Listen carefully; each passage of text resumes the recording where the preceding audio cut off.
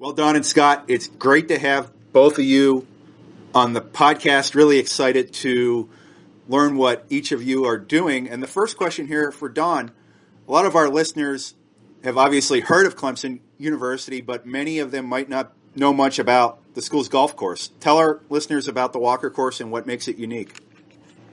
Well, the Walker course is Clemson University's golf course. It's right here, sits right adjacent to campus, so it's very accessible to campus and to the community. It was actually built as an accessible golf course. It was built in the mid-'90s, opened in '95 when the ADA and accessible golf movement was happening, and you couldn't really tell it, but that anything's different. But they made things like getting off cart paths to the tee easy and that sort of thing. But we serve the university, the surrounding community. We're a public golf course. We do offer memberships. We have about 385 members from the community and from out and about, people that maybe travel into Clemson for ball games and that sort of thing. We'll have non-resident memberships, but we have rates for everybody. Seniors, students get a discount, of course. But we're really I always joke, we kind of try to be everything to all people, which is usually fail when you try and do that. But we've been pretty successful at it to be kind of everybody's golf course here at Clemson. Don, you started working there in the late 1990s. What led you to your current position? Tell our listeners about your path to the Walker course. Well, I was from this area. I was kind of an Air Force brat, but my dad was from right here outside of Clemson. And we moved back here when I was 14, and then went to Clemson, got my turf degree, left Clemson, worked at Keel Island for about 4.5 years there, and left there and went down to Daltall Island down near Hilton Head in Beaufort, South Carolina. And it was a great opportunity, 36 holes, and really enjoyed it there. But my wife is from this area as well, and we kind of wanted to get a little closer to home. We were hoping it'd be somewhere between, Charlotte and Atlanta, which are each about 2 hours either way from Clemson. And they were making a change here with the leadership, and they got rid of a management company and wanted to hire their own superintendent and golf professional. And somebody that was on the search committee that I knew and had worked for called me because I had a lot of assistance with having 36 holes and wanted to know if there was a Clemson grad that I had that worked that I might be interested in the job. And I said, yeah, I know somebody who might be interested in it. And said, who? I said, me. And that's kind of how it led me here. It was very tough to leave Daltall. It was a great job, but we wanted to be closer to home, and you couldn't be much closer than right here. Never would have ever dreamed that. There was no golf course here when I was in school in the 80s, and it's just really, really fortunate we're able to raise our kids here in Clemson, and knew that would be great. I think a university atmosphere is a great place to raise kids. We were all into sports and a lot of things you can do. There's always something going on a college campus, so it's been great. Yeah, 23 years at the same course as the superintendent. You hear about that sometimes, but not that often in the golf industry. What's the key to holding a job that long in this industry, Don, in your mind? Well, I think good communication. We had a lot to overcome when they built the golf course. They were a little underfunded, and they really ran out of money and said, okay, that's it. That's all we can do. And there were a lot of things left undone, and that's some of the reason why the management company struggled. It would have been tough for anybody. So when I came, they invested some more money into the golf course. We were able to fix a lot of things, but we've just been on I feel like a steady track. Brett Jessup, the golf professional, came at the same time I did, and we've just worked together and tried to get a little bit better every day, and we've, I think, really improved the golf course consistently, little by little, over those 23 years. And I think just communicating to people, yeah, there may be a problem over here, but we We know it's there. We can't fix it right now. It's on our radar. We're going to do it. Trust us. And then, getting to those things and doing them, and just that constant trying to improve and get better. And I think that's what's helped us, be successful and be able to stick around here for a while. Scott, we'll bring you in now. Now that we know a little bit about Don and his background, how would you describe your role with BASF and describe your career journey to this point to our listeners? Yeah, I'm the area sales manager for BASF for basically the turf market in the Carolinas. So I live in Raleigh, but I cover North Carolina and South Carolina, anything involved with turf, from golf courses, lawn care, sod farms, athletic fields. I came to work for BASF about 6 years ago, and came into the Raleigh area about 3 years ago when Willie Pennington retired. So picked up a great territory with just a wide variety of golf courses, from cool season in the mountains to the warm season, and even the Seashore Pass Palam guys on the coast. So it's a really interesting territory. I've been in the industry for 24 years, grew up in Indiana originally. So lucky to be down here in the Carolinas and just loving this territory and the golf courses that are down here. Scott, how have you been able to learn all the different grass varieties, all the growing environments in 3 years? I mean, what type of learning experience is it every day on your job? Yeah, originally it was a pretty steep learning curve. I called on some golf courses in the transition area in Kentucky and West Virginia, but down here it's a little different with, the majority of courses having the warm season turf. It's just getting used to, you're kind of on a completely different schedule down here.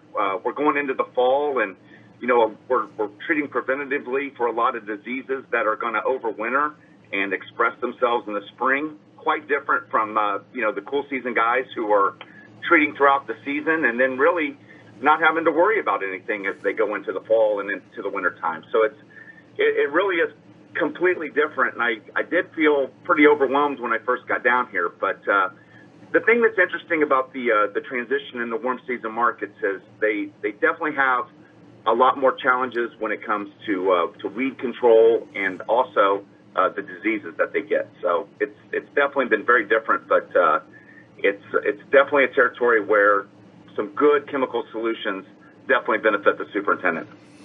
Scott, when did you first meet Don and visit the Walker course, and what are your impressions of his operation there? Yeah, so when I came on board about 3 years ago, Willie took me around, and we got to visit key customers before he retired.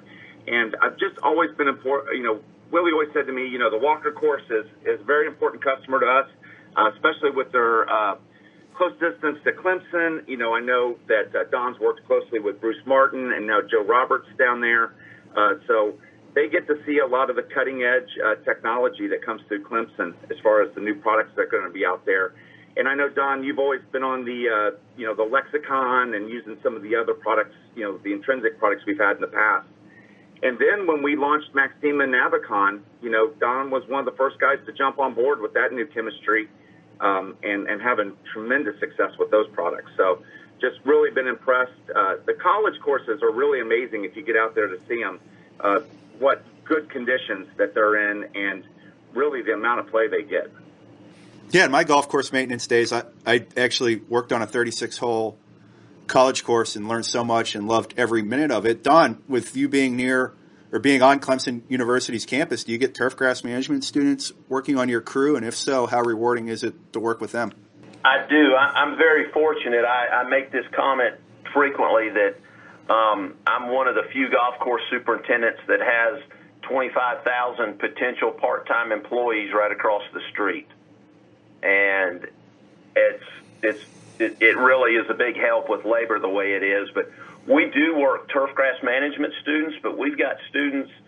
I've got some kids that are in AgMech, a couple engineering students, a couple landscape architecture, agronomy, a number of different majors, but primarily turf, and it's just fun working with students. The turf students are always asking questions and trying to supplement their education with what they're seeing out here. It's just a lot of fun. They keep you young, but we are very fortunate with the amount of students that we have. And, you know, a lot of the turf students will go off in the summer and do internships at other places, and then they'll come back with more knowledge. And, you know, the longer we can keep them during their career, get them started early, they're really a benefit to us. We couldn't do what we do without our student help, for sure. Don, how good of a training ground is the transition zone for a turfgrass management student? It's a good training zone. It might be too good. It might make them change majors, because it's, I tell people that's a transition zone.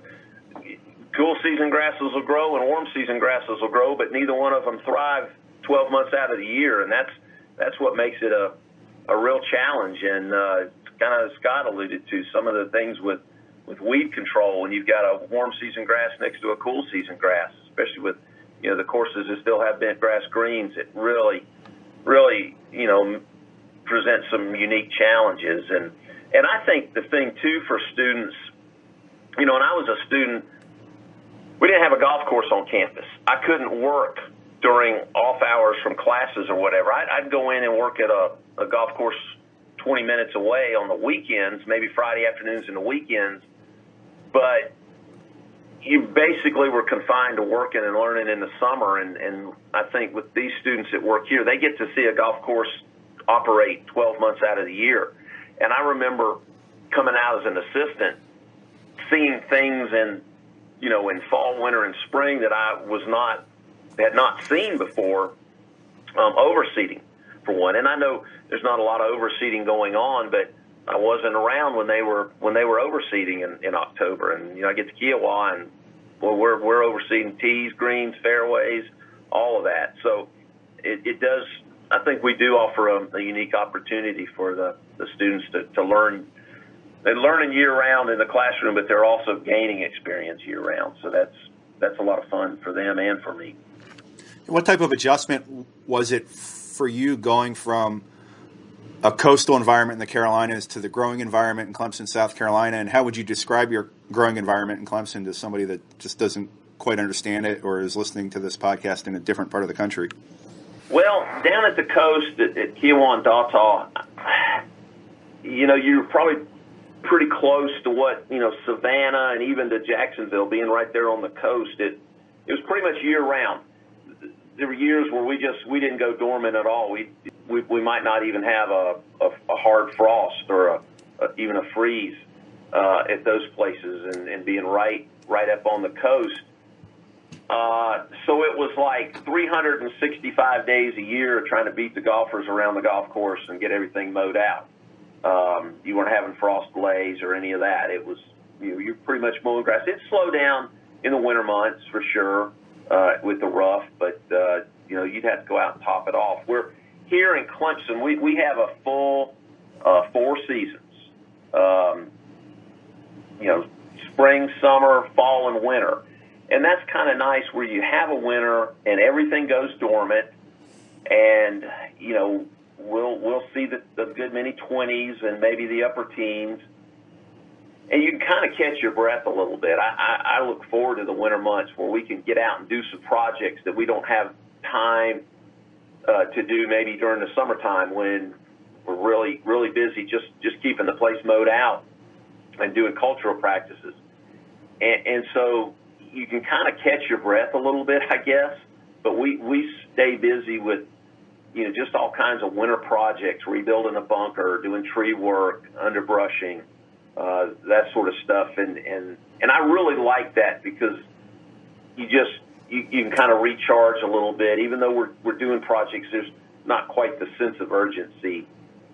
And there's no real off season. We play golf 365 days a year here as well, but it's slower, and we do later tee times. We don't start tee times till 9 o'clock, so it's not quite the sense of urgency in the winter months that we have in the summer. Whereas down at the coast, it was year round, every day, golfers going off at 7:30, 8 o'clock. Scott, what about your job? What's the seasonality like in your job? I mean, is January different than September, or is it, because of all these different growing environments, the area that you cover and serve, that there's somewhere to go and see every time of the year? In the winter months, it's more on the educational circuit, going to trade shows and different educational talks in the wintertime. Pretty quiet. As we get into the summertime, it actually stays pretty quiet here because that's obviously when Bermuda's the happiest, and really guys are doing pretty well, other than just a few weed issues. It really gets busy in the fall. We've got so many diseases that need to be treated for preventatively, and then, of course, we have the EOP season going on. So that definitely makes it very busy for September and October. So we're in a busy period right now. How about this year in particular, Scott? As you travel the Carolinas, what are some topics of conversation and pain points that superintendents are bringing up to you? Well, I think the number one is obvious. Labor is the biggest issue that superintendents are facing, just finding good help. You hear that everywhere you go. Of course, every business you walk in has a help wanted sign these days. So very tough for superintendents to find good help that'll show up every day. I think the other thing that is a struggle for superintendents is doing more with less. Everything's gone up in price, from seed to fertilizer to equipment. Just everything that they're buying has gone up in cost tremendously through the COVID pandemic. So the budgets haven't gone up, though, to be commensurate with the price increases. So I hear a lot of guys having to make tough decisions on what they're going to use because they have a certain budget and they have to do more with less. I do love working for BASF because sometimes we can put these guys, give them a little peace of mind that if they use our solutions, they can get that checked off the list and move to something else on their to-do list. Don, how nice is it to have a knowledgeable resource like Scott come to the course? He sees everything in your region. How much do you rely on people like him and others in roles like the one that he has? Well, a lot, and we're fortunate to have Scott and all the company reps. It's just, like I said, there's so many issues, and I actually called him the other day. We were getting ready to treat for spring dead spot, and I was a little bit out of the window, but I had a really good opportunity to spray a week ago Monday because we were closed that day for a maintenance day, but the soil temperatures hadn't quite got down, so I needed to kind of bounce off of him. Hey, what do you think? Are we okay? And so it's nice having somebody that you can call and knows products and knows what what our issues are and can help provide those recommendations and guidance in using the products. It's very valuable. Don, what turfgrass varieties and species are you working with on each playing surface? I know your greens have Zoysia grass, but just tell our listeners about the different playing surfaces and what type of turf is on them. Well, as you mentioned, we've got Diamond Zoysia on the greens. We converted to that about 7 years ago, and it's been very successful for us. Most everywhere else we have 419 Tifway Bermuda on the tees and fairways and roughs. We do have a few tees they're very shady that we've put Zoysia, various varieties of Zoysia on. Around most of our bunkers we have Zoysia, and in some shady rough areas we've used Zoysia as well.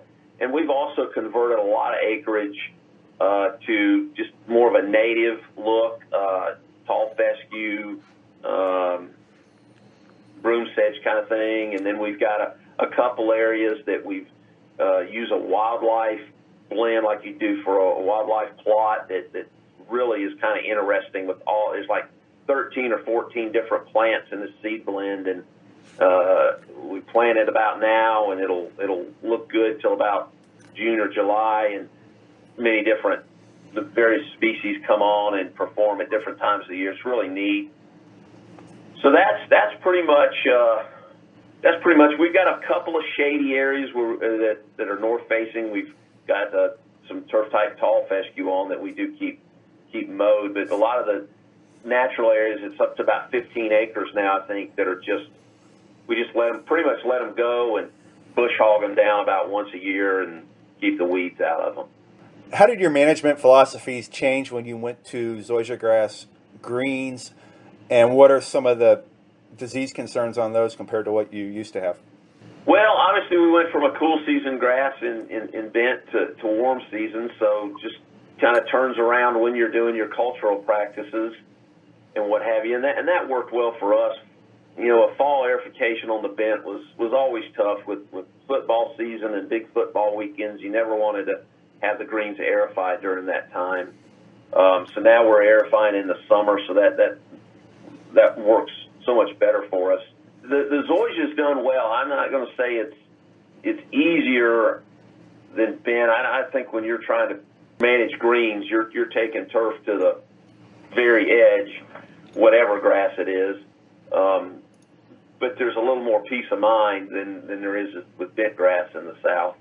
We have not seen a lot of disease, but we've been on a pretty good spray program. I've cut my fungicide use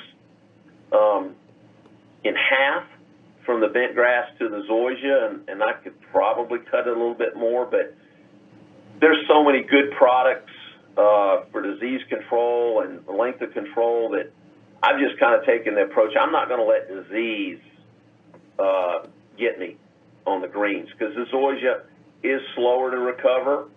So if you do have some disease attack it, it's just going to be slower to recover from it. So we've stayed on a pretty good spray program. We average about one spray per month. Some months it's two, and then another month, December, we might not spray any type of fungicide on it. But we have not seen a lot of disease. We've kept brown patch under control. I've seen a little bit of dollar spot, and that's really been about it. But I think a lot of that is due to we've followed a good, sound program to manage them. Scott, Zoysia grass on greens is obviously still an anomaly in the Carolinas and other parts of the country, but there probably is more Zoysia grass in other parts of the golf course. What have you learned in your time traveling the region, Scott, about Zoysia grass and some of the disease concerns on it? Yeah, you're definitely starting to see a lot more Zoysia come in, especially for surrounds around bunkers. And then, it is unusual to have greens that are Zoysia, although that is starting to pick up. Really, for the Zoysia guys, the large patch is the biggest issue, I believe, for them. And they'll start making applications in the fall to prevent that disease, so that they don't have to look at dead turf in the spring. So very hardy grass, but does still have some disease issues to deal with. Yeah. And Don, what about your Bermuda grass? What are some of the disease concerns on the Bermuda grass that you have, and how have you successfully handled those potential diseases over the years? Well, our biggest thing with the Bermuda is spring dead spot in the tees and fairways and roughs, and it is always frustrating. For many years, there just wasn't a real good solution. There was one that was extremely expensive and cost prohibitive for most everybody, and then a couple more things came along, but I never could justify spending the money for something that didn't work consistently. And now there's several products on the market that we tested them and did them a couple of fairways here with some checks just to see. And we have started. I think we're on our third or fourth year of treating our fairways for spring dead spot, tees and fairways, I should say, because there's products that work and are cost effective. It's still a significant cost, but I don't mind spending the money if it's going to work. And there's nothing worse than your golf course coming out of dormancy in the spring, and you got big patches throughout the fairway that don't come out of dormancy because they're dead from the spring dead spot. And we think this is our third year with Maxtima. To me, it's the most cost-effective product on the market. Extremely effective. It's just we don't have any spring dead spot where we treat with it. It's just cleaned us up, and it's so nice in the spring to come out and just see your fairways green up and fill in, and not having to push with additional fertilizer to get these areas to recover, and doing extra cultural practices to get them to recover. It's just been a real blessing, and I think it's really improved obviously it's improved the appearance of the golf course, but the acceptance. Golfers, a lot of times just don't understand, why are these patches out here? Can't you do something? And for many years we really just couldn't. and a lot of research now. We know the window, the soil temperatures, where to spray and get the most effective control.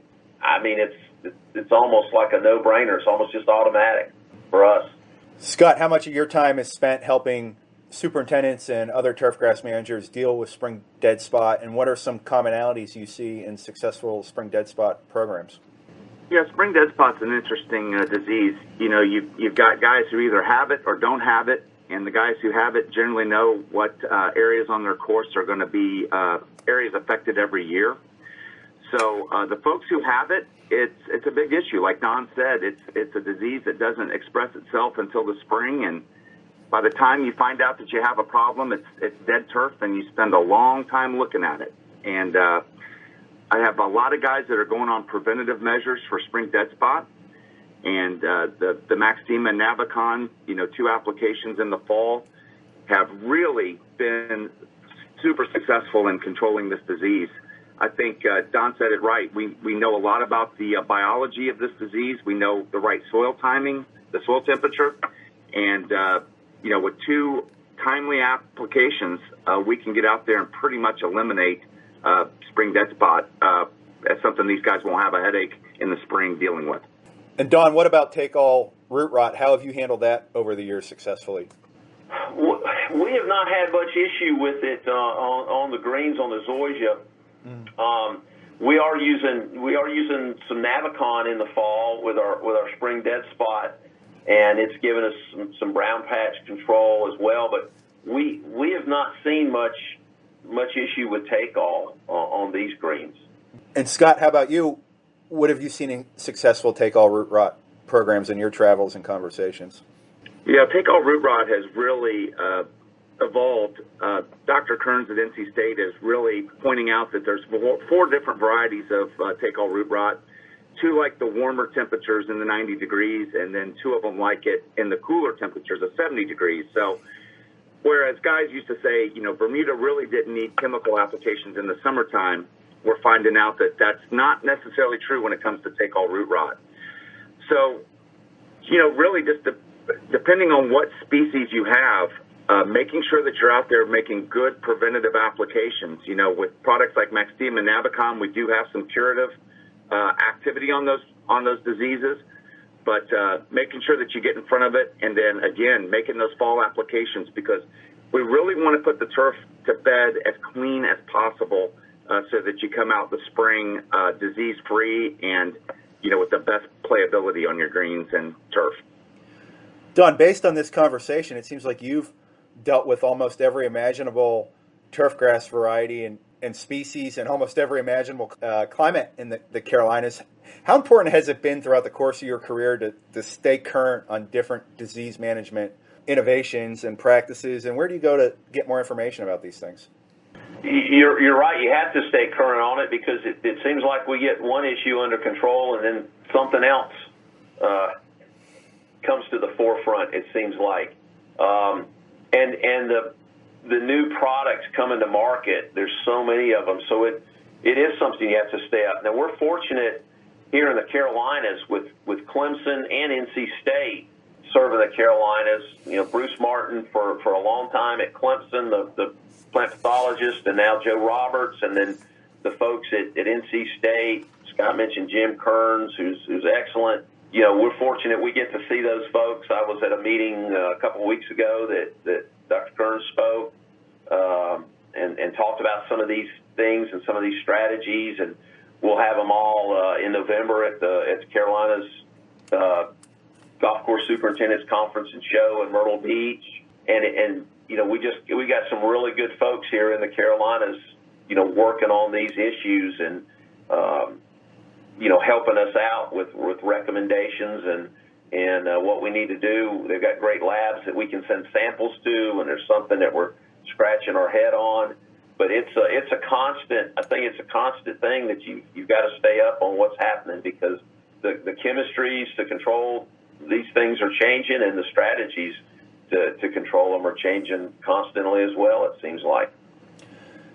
Scott, besides some of the products we've talked about, what resources does BASF offer superintendents trying to learn more about these diseases and ultimately control them? Well, we have a great website that's been revamped over the years. So I would say, go to the Better Turf website for BASF. That's a great resource to start. We try to stay very active on Twitter, both BASF, and then I have my own personal Twitter account. We like to put out timely solutions there. So we do have a lot of resources. We also have programs like the Fairy Ring Promise.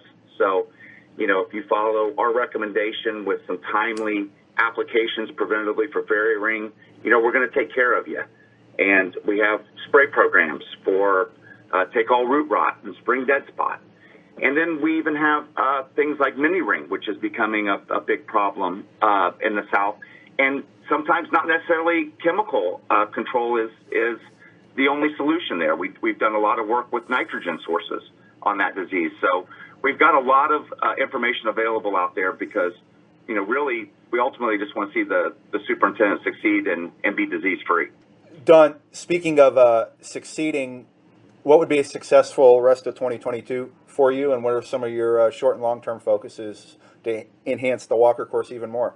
As far as the rest of the year, I look forward, to the temperatures cooling down and the grass slowing down and having that first frost and getting to dormancy where we can start doing some other things. I ride around and look and say, oh my gosh, we need to get on that, and we need to jump on this, and this area is getting overgrown. I can't wait till we have time to do that. So that's kind of what we're looking at here and getting ready for our winter projects time. And then looking forward, like I said, the Carolinas Golf Course Superintendent Show in November. Always look forward to that and getting down there and recharge your batteries a little bit and see some folks and learn some new things. And we'll have students up until about the second week of December before exams, and they'll go home, and then Clemson will be a quiet little community for a few weeks over Christmas break. And before we know it, it'll be 2023 and time for a new year.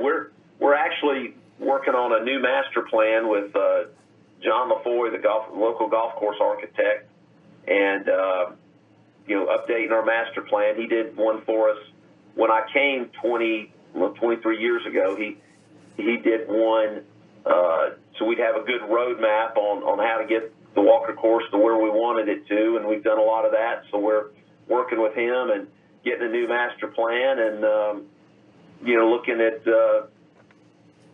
doing some improvements, constantly trying to improve. And we've got a couple of big construction projects going around adjacent, and one of them on our property starting here real soon. So it's going to be a busy rest of the year and a busy 2023 for sure. And how about you, Scott? What does the rest of your year look like, and what does early 2023 look like for you? Well, we're going into the busiest time of the year for a chemical manufacturer. So September and October keep us really busy. I'd say it's the busiest time of the year, the most travel of the year. It's the best time of the year, really. Everybody wants to see you, and we have some good things to talk about. As we start to get into November and December, obviously it'll slow down. We all love going to the Carolina show and, getting to see everybody, finish up the year, learn a little bit, a little camaraderie. And then as we get into 2023, we get back into the educational sessions and just start a new year. So it's really just about, for us, just continuing to find new solutions, for our products and bring value to our customers when we're out there and visiting them. And the first thing they ask is, what's new? What's going on that I don't know about? So just trying to find new things to help them do their jobs. Last thing here, Scott. You've been in the Carolinas now for 3 years. Where can our readers who visit the Carolinas go to find good barbecue when they're down there? Oh, man. Completely loaded question. That's very loaded because, down here they've got the Carolina barbecue, which is the vinegar-based, and then they have the Western barbecue, which is more of the tomato-based. Now, I am guilty of saying I am more of a Western North Carolina barbecue fan, so I tend to like those a little bit better. So I don't know. I'm more like the Pit and, City Barbecue. and I know there are probably some people cringing right now because a lot of people do like the vinegar-based barbecue down here in the South. Yeah. It's growing on me, but it's not my favorite yet. Yeah. Don, how about you? Any travel tips for our northern listeners who head to the Carolinas this winter? Well, I kind of alluded to earlier the diversity of the Carolinas at two states. You've got the mountains. We're kind of in the foothills, and you can be in the mountains in about an hour or hour and a half tops, be up to Asheville, and the leaves will be turning and all the apple picking, and that's a great place to go. My wife and I are going up there, but then you've got the coast. You got all the coastline in North and South Carolina, and everything in between. It's really neat. In this where we're at, you can be at the coast, and in about 4 hours you can be in the mountains in less than 2. So it's really neat, and it's really diverse, and it's a great place to live. Yeah, it truly is an amazing part of the country with amazing golf courses and, most importantly, amazing people. Really appreciate both of you joining us. I had high expectations for this podcast, and both of you threw 80-yard touchdown passes. So thanks for taking the time, and look forward to seeing you both in Myrtle Beach later this fall. Look forward to it. Thank you. Thanks so much, Guy and Don. Thank you so much.